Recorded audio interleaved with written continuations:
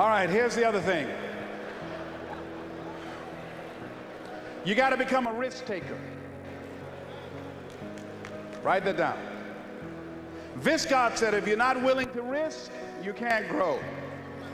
And if you can't grow, you can't become your best. And if you can't become your best, you can't be happy. And if you can't be happy, then what else is there? You know what? I saw Dr. Norman Vincent Peale 23 years ago. But for 13 years, I wouldn't take the chance. For 13 years, I was living in my comfort zone. For 13 years, I kept saying, Les Brown, you can't do that. Les Brown, you can't have that kind of audience. Les Brown, you don't have the oratorical skills. You don't have the knowledge. You don't have the money. I kept saying, I can't do that. There's an old African proverb that says, if there's no enemy within, the enemy outside can do us no harm. Bishop talks about the enemy in me. If there's no enemy within, how many of you know that you've been your own worst enemy? Raise your hands. So you've got to be willing to get outside your comfort zone. And no one could have told me that the willingness to get outside of my comfort zone, the willingness to fail, the willingness to try, to experiment, the willingness to take some chances, the willingness to do something I'd never done, that in the last 12 years, for 13 years I didn't do it. I convinced myself I couldn't do it. Then the last 12 years, I've earned in excess of $14 million. Let me tell you something, $14 million, a good garden and a healthy hog, and you can make it through the winter in Birmingham, Alabama. Do you hear me? No one could have told me I have 2 books, Live Your Dreams, and It's Not Over Until You Win. No one could have told me, born in an abandoned building on the floor, labeled educable mentally retarded, no college training. No one could have told me I would have produced 5 specials for public television. That I'd had 3 years ago the highest rated, fastest canceled talk show in the history of television. Because I wouldn't do those conflict and controversy shows. No one could have told me. I had no idea that I could do what I'm doing right now. Let me tell you what I know about you, and I don't know you. You got greatness within you. One of Dr. King's mentors, Dr. Howard Thurman, said something one night. I was reading and I couldn't sleep. He said the ideal situation for a man or woman to die is to have family members standing around their bed, praying with them as they cross over. He said, but imagine, if you will, being on your deathbed, and standing around you are the ideas, the dreams that have been given to you by life, the talents, the gifts that you've never nurtured, that you never developed, the skills that you never did anything with, standing around your bed looking at you with large, angry eyes, saying, we came to you. Only you could have given us life. And now we must die with you forever. And the question is, if you died now, what dreams, what ideas, what talents, what abilities, what skills, what books, what sermons, what seminars, what businesses will die with you? Miles Monroe said the wealthiest place on the planet is not in the Far East, where they have oil in the ground. It's not in South Africa, where they have diamond mines. He said the wealthiest place on the planet is the cemetery, because there you'll find dreams not pursued, books never written, songs never sung, sermons never delivered, businesses never erected, talents never nurtured, skills never developed. You survived 1 out of 40 million sperms. You were born to win. God wants you to be rich and wealthy and successful and to live the abundant life. You must affirm that for yourself every day. So as you look at yourself and you look at your life and you look at your circumstances, as you work on your goals and your dreams, here's some things I want to give you. Write this down. Hold yourself to high standards. See, what if Bishop T.D. Jakes had decided when he first received the idea of the Manpower Conference that it could not be? What if he had allowed that idea to die? We would not be here. See, many of you here, you are pregnant with some ideas. I'm telling you what I know. I will leave here this afternoon, tonight, in 1 hour, doing what I'm doing now. In 1 hour, I'll earn in excess of $150,000. I had no idea that I had the capacity to do what I'm doing right now. You've got genius in you. You're made in the likeness and image of God. You've got greatness in you. You have some special stuff in you. You showed up with it.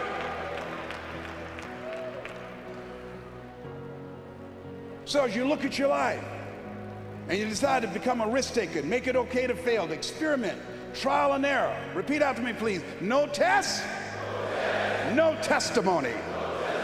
Yeah, you're going to face some hard times. When you decide that you're going to commit your life to Christ, you're going to, at that time, go through unadulterated hell. What's the first thing they say when you get on an airplane before they take off? Fasten your seatbelt. Why? Because you will experience some turbulence before you reach a comfortable altitude.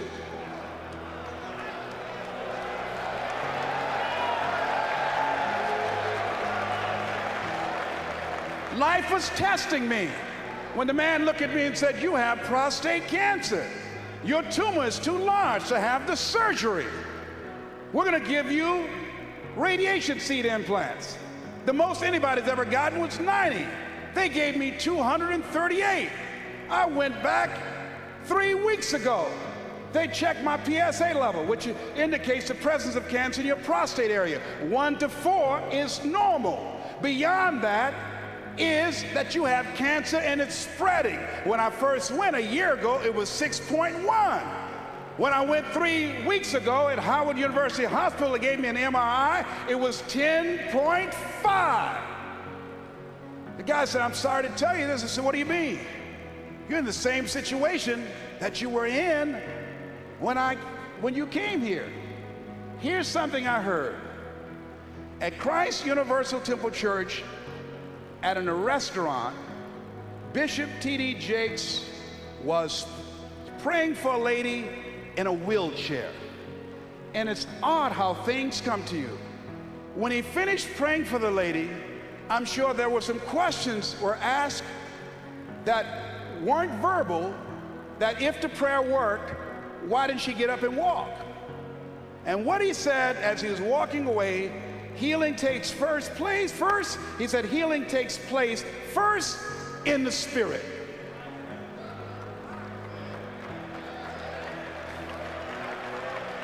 It didn't matter about his numbers. It didn't matter about their diagnosis. Judge not according to appearances. You must have the faith to call forth those things that be not as though they were. Now, do you really believe? See, it's one thing to believe when you got money in your pocket. It's one thing to believe when your marriage is working out and you got your health and your children acting like they got good sense. Oh, it's good to say, "Oh, the Lord is blessing me." It's easy to believe then. Oh, but when you get that diagnosis, say, you ain't gonna be here long. When you lose your job, when someone you thought you'd be with for the rest of your life say, "No, we can't do this no more," that's when you have to stand. That's when you have to begin to live this faith, and that's not on you. That's when you got to call on something higher than you. Let that mind be in you. You got to be out of your mind to believe in spite of these numbers you can still make it. In spite of the pain you're feeling, you can still come back again. You got to be out of your mind. That's right. I'm in that Christ mind. I believe it. And not when things are just favorable, not fair weather faith. And you've got to believe that. When you're going out here with your ideas, with your products, with your services, and part of being successful is you got to hold yourself to high standards. I use Bishop Jakes as a model. His people take care of you. He's thorough. Hold yourself to high standards, whatever you do. There's no saying, do not go where the path may lead, but go where there's no path and leave a trail. Treat people with respect. Treat them the way that you want to be treated. Tony, who's with me, who's been assigned to me, courteous, respectful, called several times. Is there anything I can do for you? Can I help you out? That's first-class service. If you decide to provide first-class service, John H. Johnson, a book called Making Against the Odds, he said, there's no defense against an excellence that meets a pressing public need. When I decided to become involved in the motivational industry, I didn't have the money of a Dr. Norman Vincent Peale, of Zig Ziglar, of Tony Robbins, and all the other giants out there. I had the gift of gab. So what I did was I trained myself, I disciplined myself to read 3 to 4 books a week. First I started out a month. Now I've increased it with a reading system that I have. Mr. Washington said, Mr. Brown, yes, sir. Do you want to make it? Yes, sir.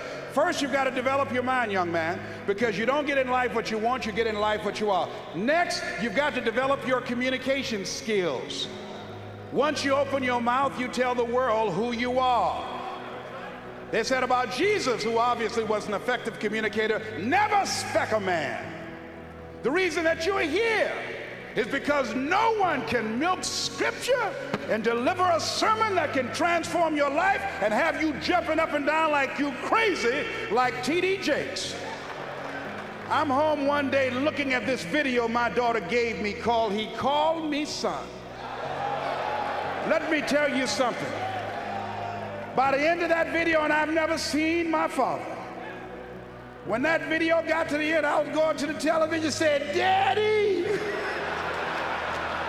Daddy, come back, Daddy! I pushed reverse and backed it up and said, Daddy! Let me tell you something. He just broke me down in my bedroom. All by myself. I'm looking around to see if anybody see me. That man crafted that message, you hear me? I'm crying like I'm at a funeral. I want my daddy.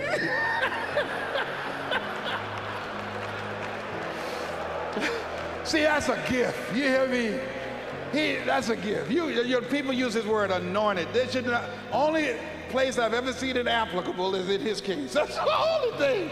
I mean to tell you, I think I'm a good speaker, but this is a bad boy we got up in here.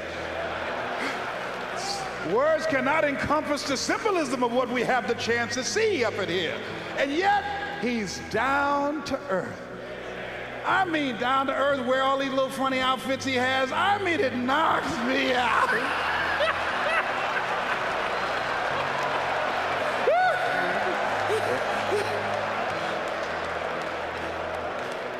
And let me tell you what my daughter said to me. My daughter, my oldest daughter, is on his advanced team.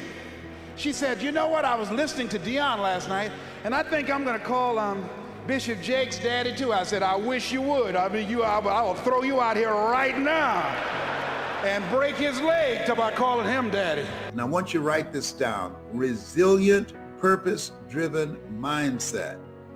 Resilient, purpose-driven mindset. That with all the stuff that's going on, with all of the confusion from the scientific community, from the leadership, from the presidency on down, it has collateral effect. And there are so many people that's confused. You wear the mask, so you don't have to wear the mask. Or if you have the coronavirus, you need to wear the mask so you don't give it to somebody else. And if you have it, you should stay in the house. They got all kind of things. If you make love, you should have the mask on. That is not romantic to me. And you know, I say, wait a minute, y'all coming all up in the bedroom. Okay, baby, put your mask on. Well, how am I gonna kiss you with my mask on? Oh, behave, whatever. But all kind of, you know, all this stuff going on. And you could die from talking to somebody with a mask that's held under their nose. You know why my hair is like it and I'm looking like Kid and play like Kid from House Party? Because my barber, he likes to wear his mask like this. I said, man, put your mask on, all right? I told him. So he does this. Man, hey, hello. Habla español, English? What? Come on, have I told? Put your mask on, cover your mouth. I know your breath kicking like Bruce Lee, but cover the nose too. It's, I mean, about to make me lose my mind over here. So I decided I'm not going through that. I'm not going through that. I'm not coming out the house till 2027. And I work on myself. I got some new squirrel friends. I'm bilingual. I speak squirrely. And I listen to motivational messages first thing in the morning. You want to listen to my voice. Go on YouTube. Find Les Brown speaking in the Georgia Dome. Find Les Brown. It's possible. And I tell the story about the bamboo tree. Find Les Brown getting unstuck. And I talk about Chicken Man. Listen to things. Listen to me. Listen to things that can build your mental resiliency. You want to have a resilient, purpose-driven mindset that will focus your mind on the goals that you want to achieve, on the things that you need to do, to reinvent yourself, to rethink your life, to see whether or not you're on the path to becoming the next greatest version of yourself. And in order to get through this time, I mean, sometimes I when I wake up in the morning, I said, this is still not a dream. This is crazy. People say, I'd like to come by and see you. Is that right? Okay, I'm on the first floor. We can talk through the window. Come on. I mean, just think about this. Every day when I see people with masks on looking outside my window, seeing the squirrels jumping from one tree to the other, they never lose their footing. That's why I learned squirrely. Tyrone, he's leading everybody. He's introducing everybody to me. He's the most motivated squirrel in my neighborhood. Les Brown is about to do his StreamYard or another Zoom. My kids say I've been in the house too long. I'm suffering from cabin fever. Whatever. So read 30 to 40 pages of something positive every day. Drill yourself. You say, well, I've listened to it. No. Listen to it until you're manifesting results. Faith comes by hearing and hearing and hearing. So in order to develop that resilient, purpose-driven mindset, you want to listen to the messages over and over, take notes on things that jumps out for you, and become the embodiment of it, and develop that kind of mindset and how you carry yourself and how you face this thing called life.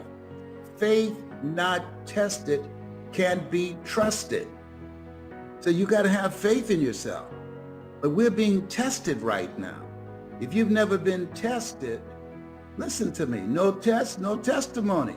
Faith not tested can't be trusted. It's easy to have faith when things are going great. When the kids are acting like they have good sense. When you have a job, you have money, you have your health. Whoa, no big deal there. But when life knocks on the door, when you go through some stuff, when you get a bad diagnosis, that's when you have to pull on your faith. That's when you have to be resilient. I've got a saying, and all of you know it. Life knocks you down, try and land on your back. Because if you can look up, you can get up. Now, here's the other thing that's very important. As you look at yourself, you want to master at least three things. Three things. Multiple streams of income.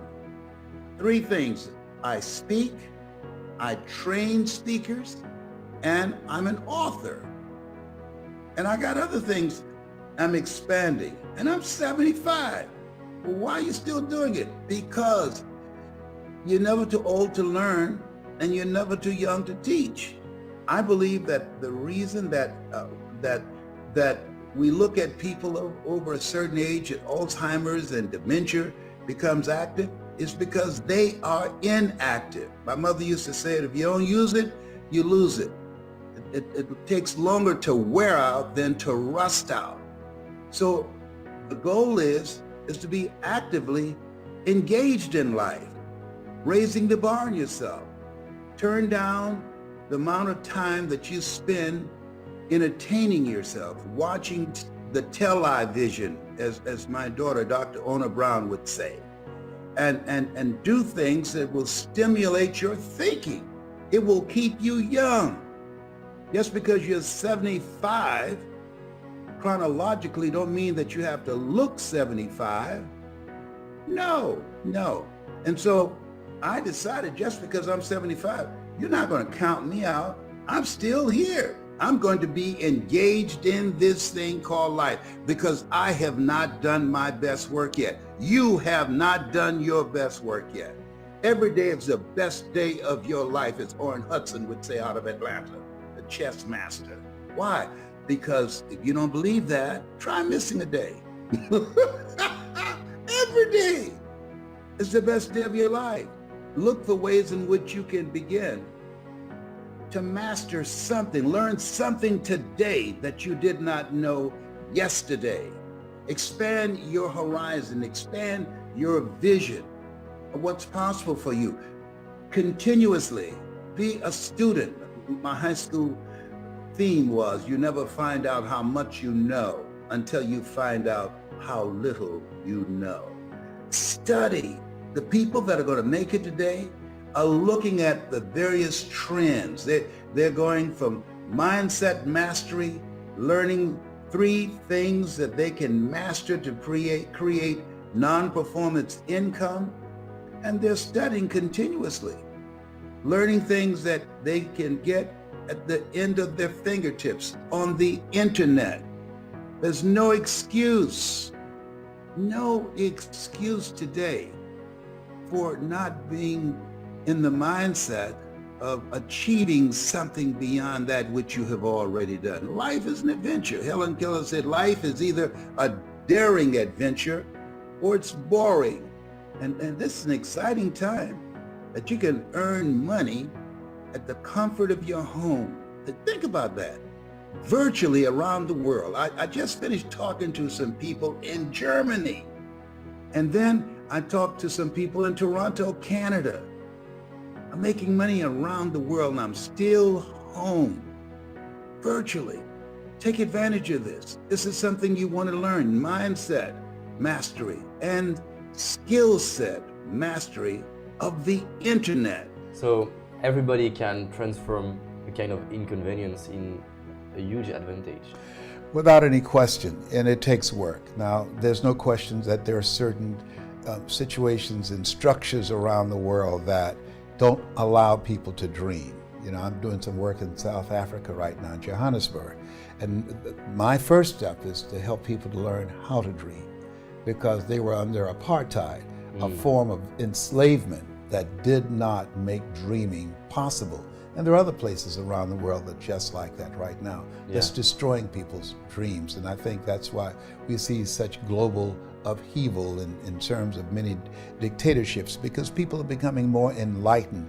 In 2007, Time magazine recognized the computer of the person of the year. And the reason it did, because it gives everyday people access to information that they never had before. And so now people with that access of information becoming more enlightened, and it's causing a great deal of disturbance with various types of governments around the world.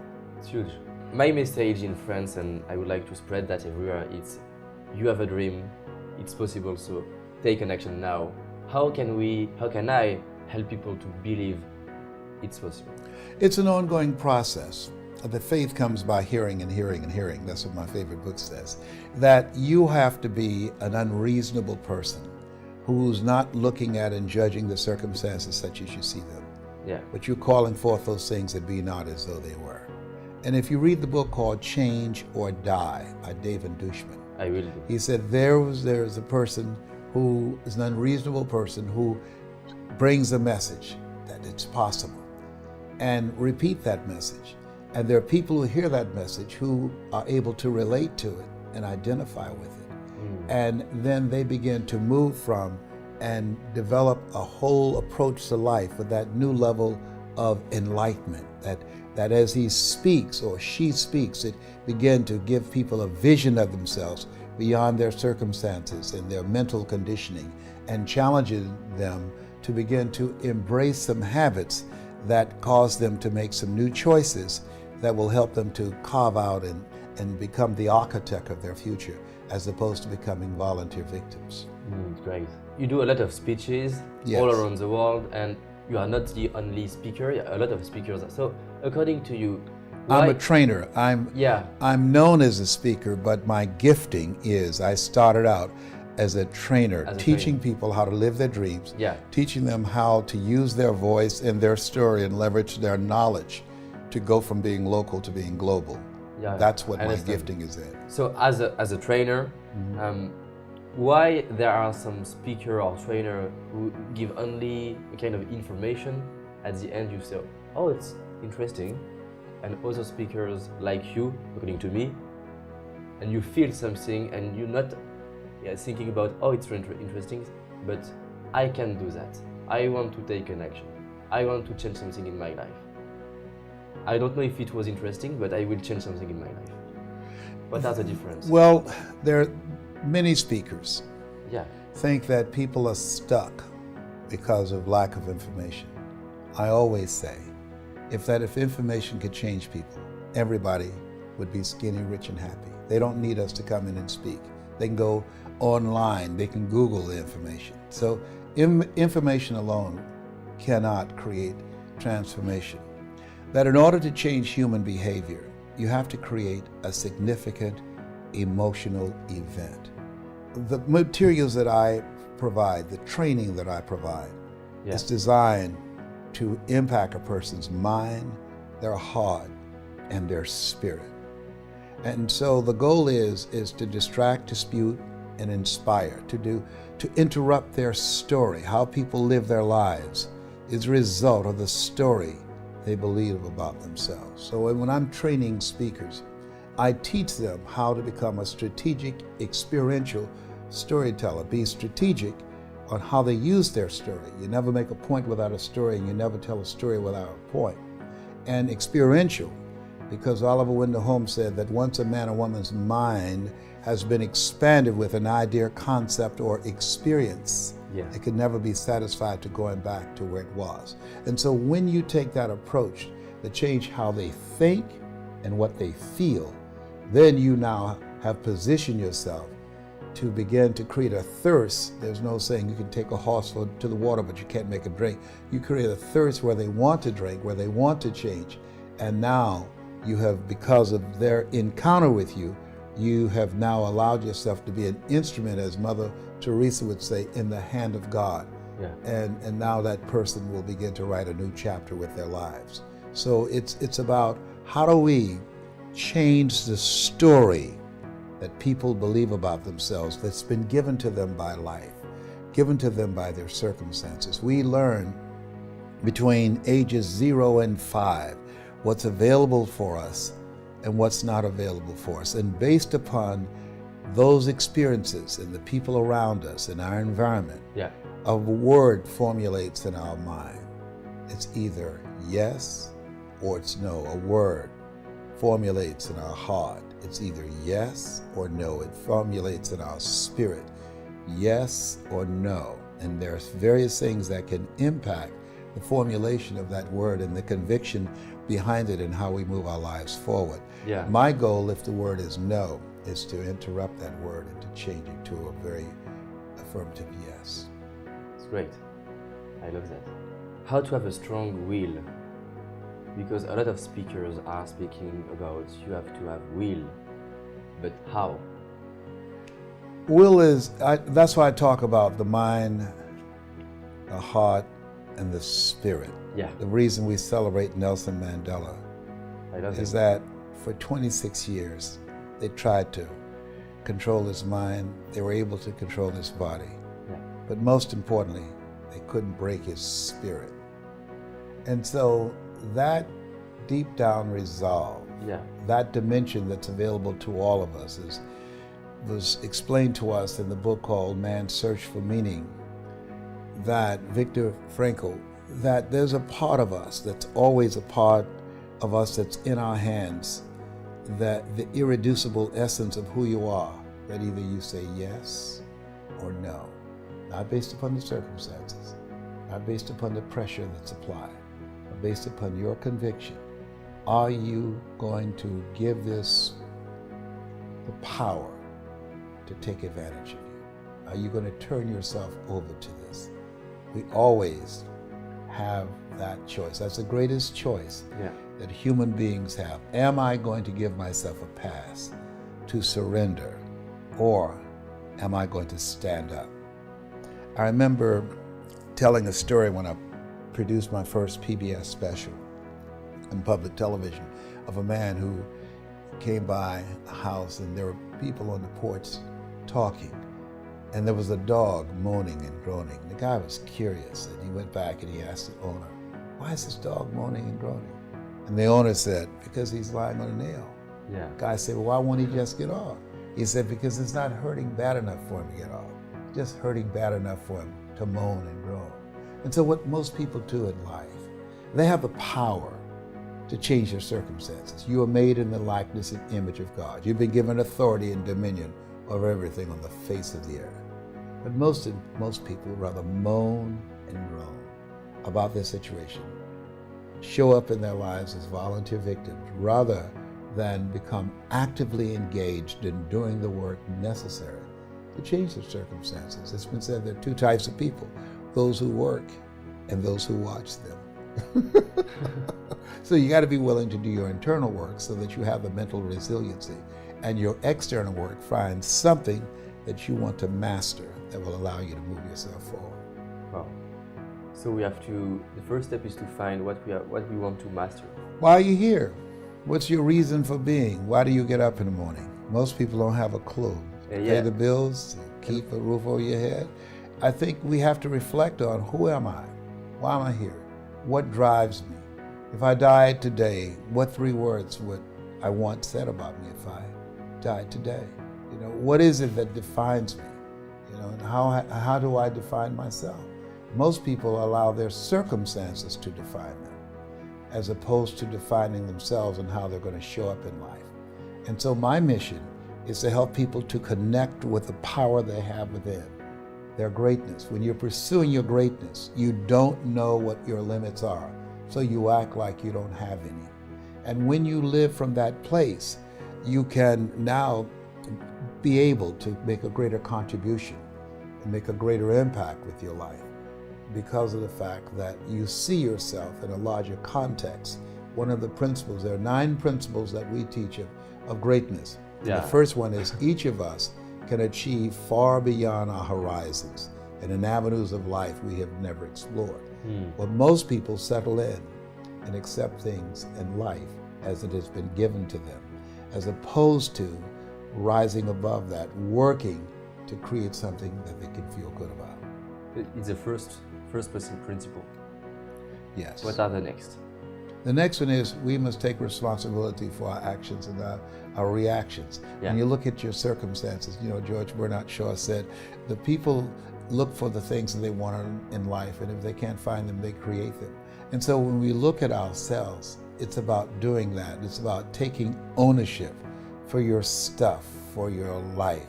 And one of the things I emphasize, that changing is not easy, that changing your life, changing habits, reinventing yourself, picking yourself up after life has knocked you flat on your back.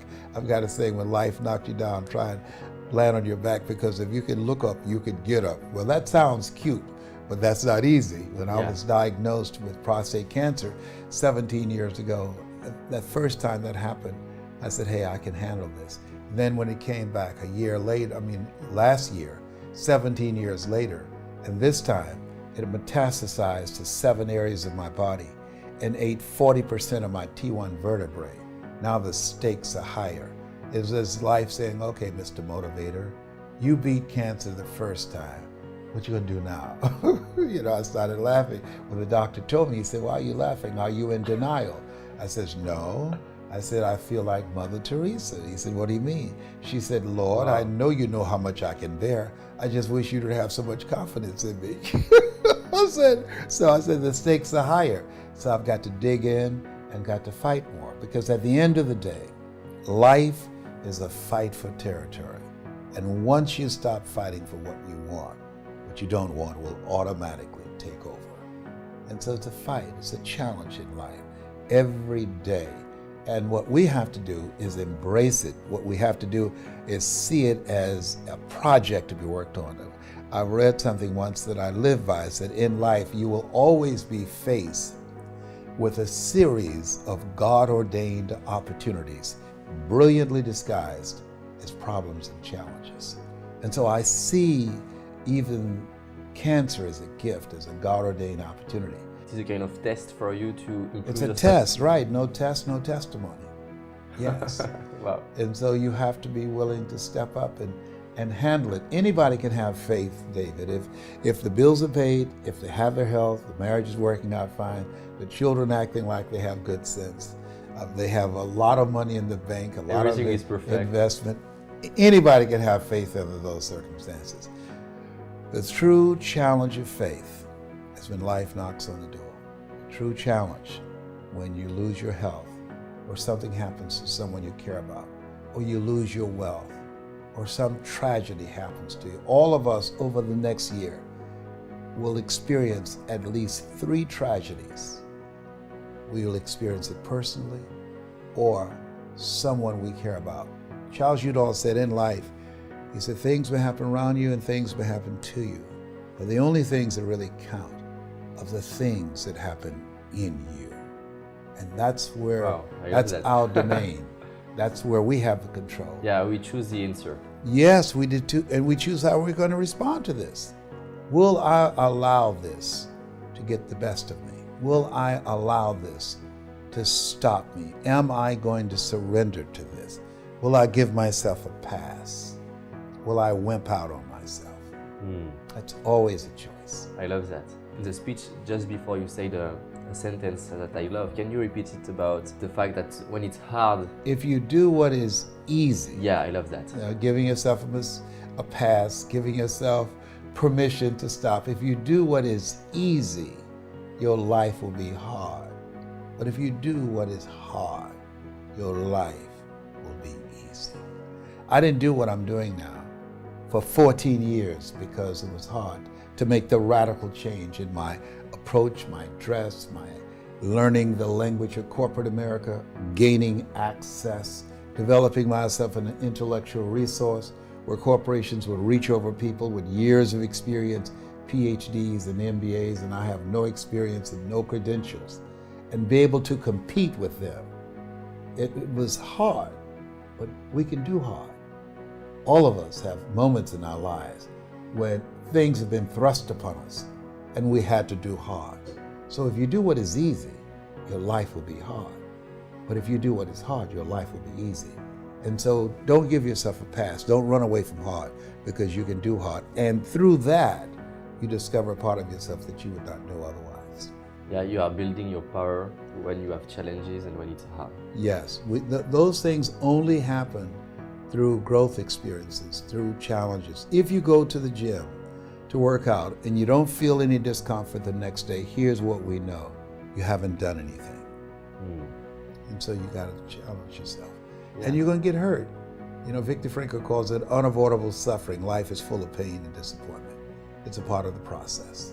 And we are proud of ourselves when we overcome something. When we overcome things, we discover things about ourselves. No test, no testimony. No guts, no glory. Yeah. And I was doing a broadcast once, and a guy was coming up and he had crutches. He was coming up to be interviewed by me, and he missed a step and he fell. It was a very embarrassing moment. And I went down to help him get up. And he said, "Don't feel sorry for me or being embarrassed." He said, "It goes with being a paraplegic. I fall all the time." And so We fall all the time in life. We make mistakes all the time in life. Yeah. You know, there's no life without mistakes. Anything that's worth doing is worth doing badly. It's worth doing right if you know how to do it. But if you don't know how to do it, it's worth doing badly until you get it right. All of us are going to fall on some tough times. 8 out of 10 millionaires have had to file bankruptcy. It's a part of the process. We go up, we go down. And we learn things during the tough times. That's where we really learn things. That's where we begin to discover things about ourselves. Adversity introduces you to yourself, that are part of yourself that you would never know otherwise when things are going real good for you. And so what we have to help people to understand is to maintain a spirit of optimism in spite of their circumstances, to give them hope. Why? Because when there's hope in the future, that gives you power in the present. So my goal is training 100,000 voices of hope who will do 3 things. Help give people hope. That's number 1. Number 2, teach them methods that will help them to develop the desire to reinvent themselves so that they are not replaced by an app or outsourcing, because this is a time where you have to continuously reinvent yourself to stay ahead of technology and cheap labor around the world. That's number 2. Continuing to work on yourself and growing and developing. And the third thing is to build communities, collaborative, achievement-driven cultures, supportive cultures that'll help you to get to the next level. Have a group we call ourselves Cancer Conquerors. And so one goose can fly 75% further in formation with other geese than it could ever fly by itself. So if you got 100,000 voices giving people hope, that's number 1. Number 2, encouraging them to develop their capacity, their skill set. There's no shortage of opportunity. There's a shortage of capacity to take advantage of the opportunities that are available in the global economy.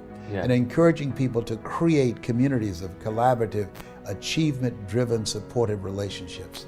We can accomplish anything. And how can the people and me can contribute to these dreams? They can email me at yes@lesbrown.com. yes@lesbrown.com, and we'll be set up within a few weeks and send them out some information. But also in the meantime, what we will do is send them a video that as they watch this, they'll see the message that I'm bringing and a format. We're going to be teaching them the 7 principles of storytelling so that they can learn how to influence and impact and change lives, one-on-one, small groups, or in large groups. So with 100,000 voices, you can make a big difference in this world. Absolutely, yes. That's the goal. And we want 100,000 voices outside of politics and outside of religion, both of which polarize and divide people. Just everyday people. I'm not an educated guy. If both my parents came in here right now, I would not know either one of them. I'm adopted. I don't have any credentials. I'm just an average person, and I have a desire to make a difference with my life, to live a life of significance, and to live a meaningful life, and to help others who have a desire to do the same thing. That it's necessary for us to begin to look at the future and know that it's possible that we can have our dream. Yes, it is. Other people have done it, then we can do it. We fail a lot of times. Well, a lot of other folks fail, and eventually they came back and they succeeded. So it's possible we can have what we want. And we know that we want to get it. It's necessary that we align ourselves with people that think like we do. It's necessary we get negative, do-nothing people out of our lives. It's necessary we never stop learning and growing and developing ourselves. It's necessary that we never give up. We know that it's you, it's me. It's being responsible for our stuff and deciding that we're going to keep on keeping on, that we're going to find a way to win or find a way to make it happen. And we know it's hard. It's not going to be a picnic. Yes, it's hard, and we will do it hard. And once we do it hard and we go through it, we realize it was worth it. And once you discover it was worth it, it is done. It's done.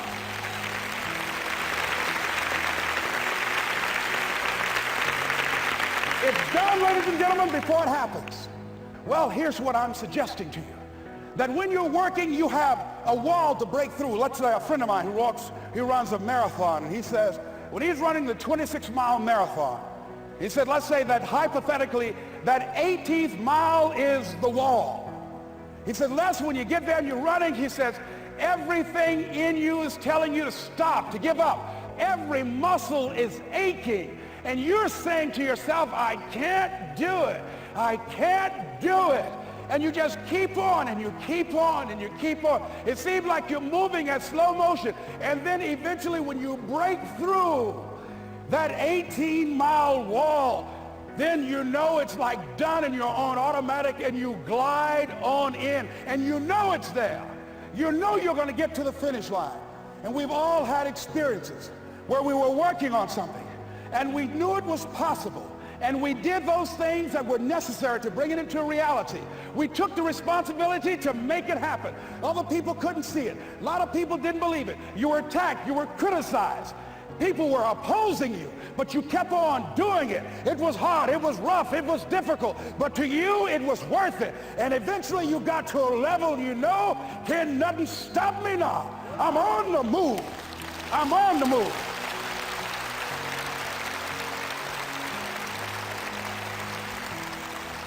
Finally, I'm thinking about a friend of mine who is no longer operating on this dimension. His name is Jack Boland. He had this vision of a church that would serve various types of needs for people, their supportive needs and helping them in recovery from drugs and alcohol and whatever addictions that they might be involved in. And he was known for bringing in different kinds of speakers. And over a year ago, he was diagnosed as having cancer, and he announced to his congregation that he's going to be taking chemotherapy and that it was a possibility that the cancer would go in remission, and he was optimistic about that. And sure enough, it did for a year. And one of the things Jack always talked about is that he wanted to have his funeral while he lived. And so he invited a few friends, Wayne Dyer and myself and a few other speakers. He didn't tell us why we were there, but once we gathered there, the church, they told us in the room that Jack is going to announce to the congregation, he's bringing his doctor up. The doctor is going to say that we felt we could keep it in remission. It's out of remission, and he doesn't have much time left. And whatever words you want to say to Jack that you would say if he had made his transition, speak those words now. Well, we were shocked and we were somewhat stunned until Jack got there. They brought him in a wheelchair, and boy, was he courageous, and he had a strong smile, and they helped him up the steps, and he sat behind the podium. And each of us got up and we said a few things about Jack and the impact that he made on our lives. And he said, the doctor, after announcing that Jack didn't have long, he says, "Doctor," he said, "I accept what you say, but it's possible that does not have to be the case. But if it is, I will enjoy life to the very last breath I take, even the chemotherapy. I will enjoy that." And Jack did, ladies and gentlemen. And when they said that all of his vital organs were failing, they called his family and his close church staff to the hospital and said, "He's dying." And so they came and they all gathered in the room. And Jack at that time was unconscious. And he gained consciousness. And he looked at them and he said, with what strength he had, he said, "I want to thank you all for being here. You've been a great staff to me." He looked at his sons, his daughter. He said, "You've been a great family." He said, "Don't feel sorry for me." He said, I'm ready to go. I'm looking forward to the next adventure." And he sat there for a little while, laid there, and he closed his eyes, and he lost consciousness. About an hour and a half later, he opened his eyes, and he looked at them. He said, "This is embarrassing. I'm not dead yet." They were laughing through their tears. They said, "Jack, you are a character." He said, "Hey, I hate giving up this kind of control." So they predicted that Jack would die at the end of February. And then on the 2nd, they said, he won't see the light of day. He will be dead by morning. Ladies and gentlemen, Jack died on March 4th. And we believe that even in his dying, Jack sent his congregation a message that I want to give to you with his permission.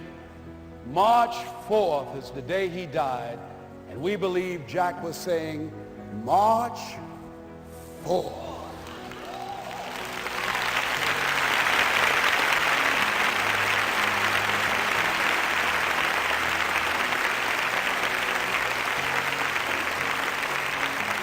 So I say, as you look into the future, while other people are giving up, feeling like victims, feeling powerless, becoming negative, turning on each other rather than to each other, feeling that they can't make it, be ye not conformed to this world, but be ye transformed by the renewing of your mind with the mindset of that it's possible that we can save this generation.